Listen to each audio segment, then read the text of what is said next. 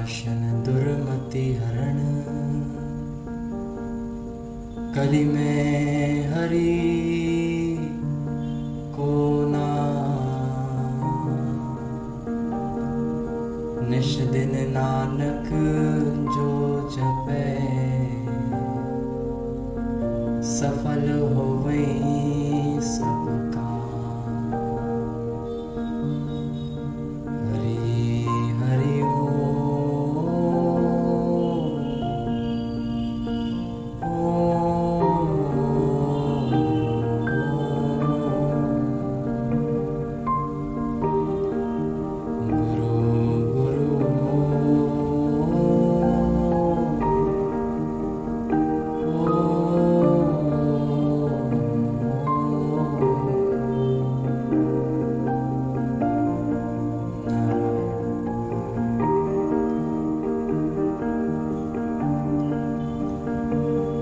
तो सत्संग वचन सामूहिक चिंतन के इस सत्र में आप सभी को हरिओम।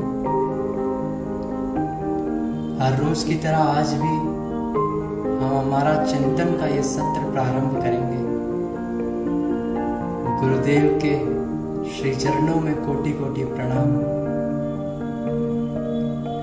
और उनका चिंतन सुमिरन हृदय में एक उनकी छवि को हम निहार के इस सत्र को आगे बढ़ाएंगे। गुरु चरण रज शीश धरे, हृदय रूप विचार। श्री आशा रामायण जी की ये पहली ही पंक्तियां हैं। हम भी अगर हमारे गुरुदेव का चिंतन, उनके रूप का हृदय में विचार करके अपने कार्यों को करेंगे तो जरूर ही सफलता प्राप्त होगी। तो आज का जो चिंतन का विषय है वो बिल्कुल मूलभूत, बिल्कुल जरूरी एक साधक के जीवन में या साधना के पथ पे जब एक जीव, एक प्राणी अग्रसर होता है, उसको आवश्यकता जब महसूस होती है कि मुझे अपने जीवन में कुछ मूलभूत बातों का पता होना चाहिए। मैं कौन हूं, ये क्या है सब, ये सब हम क्यों कर रहे हैं, जो भी चेष्टाएं, जो भी हम कर रहे हैं, ये हम क्यों कर रहे हैं। जब एक जिज्ञासा पैदा होती है किसी भी मनुष्य के जीवन में,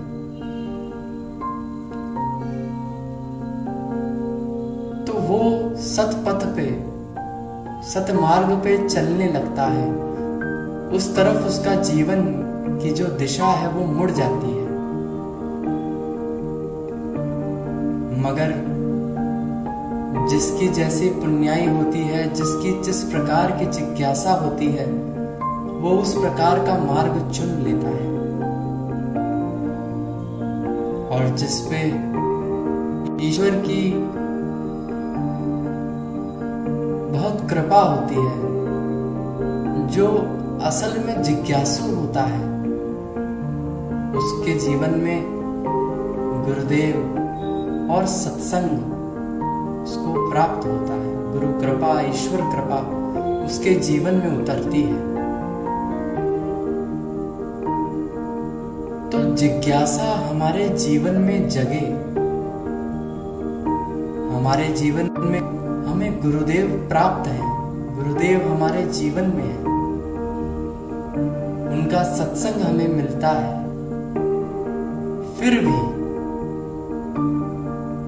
हमारे जीवन में जो सत्य को पाने की, जो ज्ञान को पाने की जो जिज्ञासा है वो बढ़ती रहे। इस प्रकार का चिंतन, मनन हमारे जीवन में होना चाहिए। हमें बार बार ऐसा सुमिरन, ऐसा मनन करना चाहिए कि आवश्यकता क्या है, ज्ञान की साधना की आवश्यकता क्या है, आवश्यकता क्यों है, इस चीज का चिंतन बार बार होना चाहिए, ऐसा विचार बार बार होना चाहिए।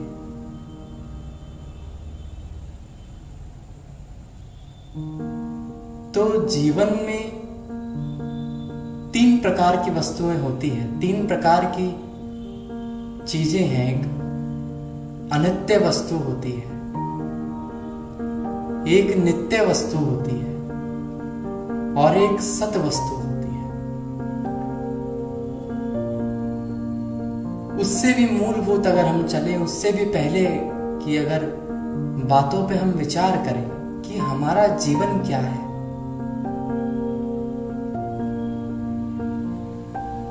तो हर एक प्राणी मात्र की मूलभूत इच्छा क्या है, वो चाहता क्या है।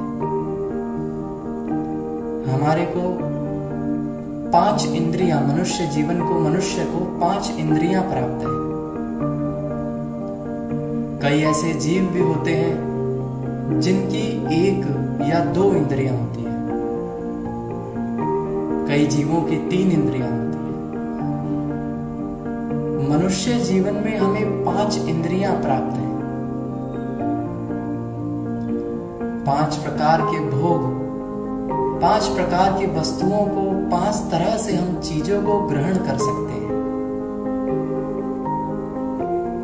लेकिन ये ग्रहण करने की इच्छा, आवश्यकता क्या हुई? आखिर क्यों हम दृश्य जगत को देख रहे हैं? आखिर क्यों हम जीव से स्वाद ले रहे हैं? आखिर क्यों हम स्पर्श कर रहे हैं? इसका कारण क्या है? इसकी हमें आवश्यकता क्यों है? बिना आवश्यकता के, बिना इच्छा के कोई चीज प्राप्त नहीं होती। तो हमारे को ये जो 5 इंद्रियां प्राप्त हुई, या जो हमें ये 5 इंद्रियां मिली हैं, इसका कारण क्या है? हमें इसकी क्या आवश्यकता है, या ऐसी क्या आवश्यकता पड़ी कि हमें 5 इंद्रियां हो गई? तो बात आती है कि प्राणी मात्र जिस कारण चेष्टा करता है, उसको सुख की इच्छा होती है। हर एक जीव सुख पाने के लिए चेष्टा करता है।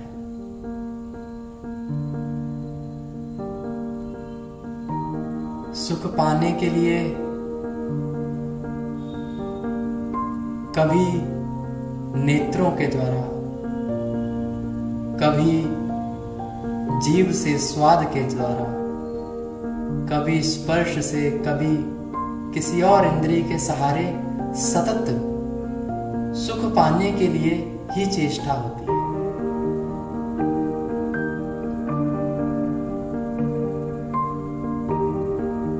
तो मूलभूत इच्छा है सुख पाने की। ये हुई एक बात। दूसरी बात ये हुई कि मरना कोई नहीं चाहता। एक चींटी को भी हम अगर मारने की कोशिश करें तो वो बचेगी। आप उसको घेरिए अपने हाथ से, चींटी को घेर के देखिए, वो भागेगी।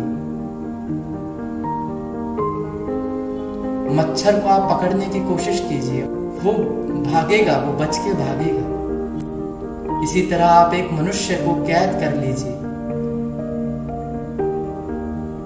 ये वचन थोड़े अजीब हैं, लेकिन उदाहरण के लिए तो मनुष्य भी बचने की चेष्टा करेगा। तो मूलभूत हर प्राणी जो है वो मरना नहीं चाहता।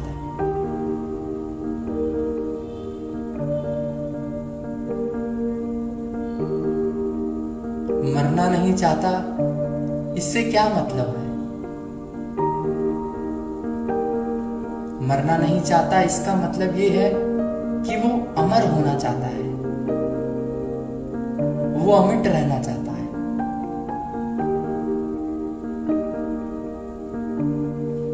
तो एक इच्छा तो हुई सुख पाने की, दूसरी इच्छा हुई अमिट रहने की।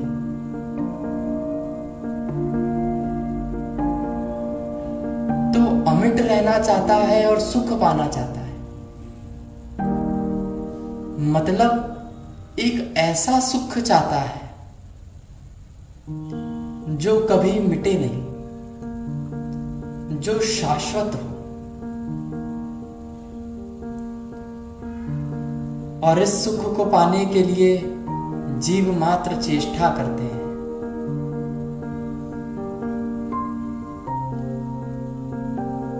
तो ये तो हुई मूलभूत इच्छा, जिसके कारण जीव अपनी यात्रा को आगे बढ़ाता है।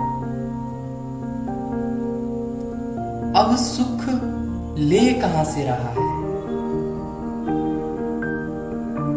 अध्यात्म माने क्या? एक सवाल रहता है कि अध्यात्म क्या होता है। ये सवाल श्री कृष्ण जी ने भी पूछा अर्जुन से। अध्यात्म किम उच्यते, अध्यात्म क्या है? आदि दैविक आदि भौतिक क्या होता है? तो अध्यात्म का माने जब जीवन में ये सवाल उठे कि मैं कौन हूं, ये जगत क्या है, मैं यहां क्यों हूं, आखिर ये चेष्टाएं मैं जो करता हूं वो क्यों? तो जीवन में अध्यात्म का उदय हुआ। और इन प्रश्नों का सही जवाब सत्संग देने वाले गुरुदेव मिल जाए तो कहना ही क्या। लेकिन ये जो अध्यात्म है ये जीवन में उठे, जीवन में आए और एक दृढ़ता से, एक पूरी जिज्ञासा से, जिस प्रकार बच्चे 10वीं को पास करने के लिए अपनी पूरी मेहनत लगा देते हैं, जिस प्रकार कॉलेज में जाने के लिए, अच्छे कॉलेज को पाने के लिए बच्चे सालों सालों तैयारी करते हैं, नौकरी पाने के लिए इतनी सजगता से अलग अलग किताबों के प्रश्न सॉल्व करते हैं, अलग अलग टीचरों के पास, अलग अलग कोचिंग में कौन सी कोचिंग अच्छी है, कौन सी कोचिंग में क्या है, पूरा विश्लेषण से उसका पूरा अपनी जो फील्ड होती है उसका पूरा ज्ञान अर्जित करते हैं और फिर परीक्षा देते हैं और पास भी होते हैं। मगर कितने होते हैं जो उस परीक्षा में रह जाते हैं, फिर वो वापस से तैयारी करते हैं। तो कहने की बात ये है कि इस प्रकार की सजगता के सारण, इस प्रकार की सजगता के साथ हम हमारी आध्यात्मिक यात्रा भी करें। हम इस बात पे जोर दें, गुरुदेव के सत्संग को पचाने की मूल बात जो गुरुदेव कह रहे हैं सत्संग में, उसको हमारे जीवन में उतारने की पूरी चेष्टा करें, उसको समझें, उस पर समय दें।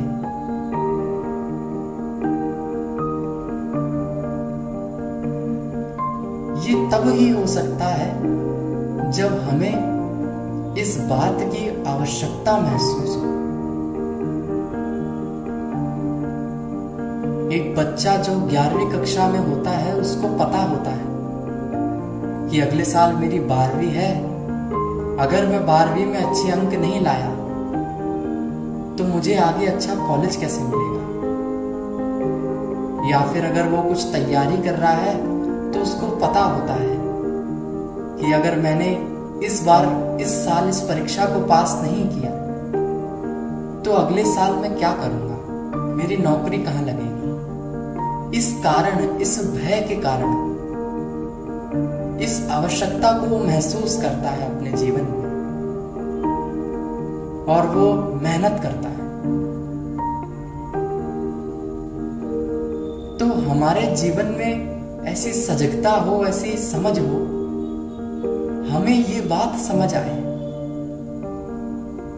कि 4 दिन की जवानी है, निकल जाएगी। क्या भरोसा है इस जिंदगी का।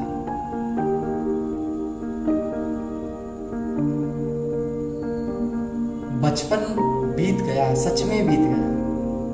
ये बात हम पूज्य श्री के सत्संग में सुनते हैं, कई बार हमने सुना है, मगर इस बात को अगर हम महसूस करें, एक बार देखें कि हम कहाँ खड़े हैं अभी, तो लगता है कि आधा जीवन सच में चला गया।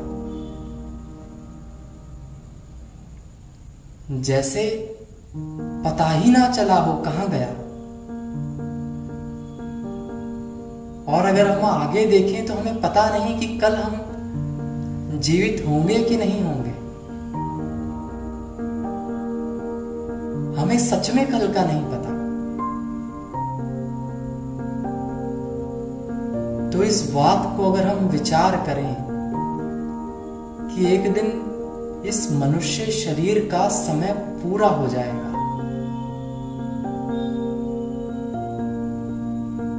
और जो भी किया, सच में जो भी किया, वो सब यहीं रह जाएगा।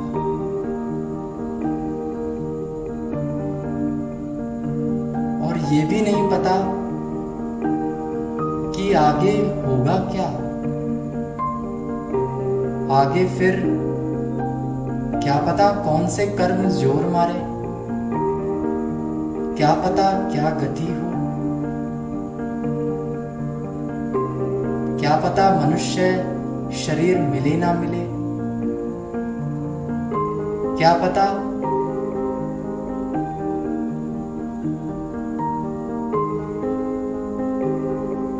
क्या हो।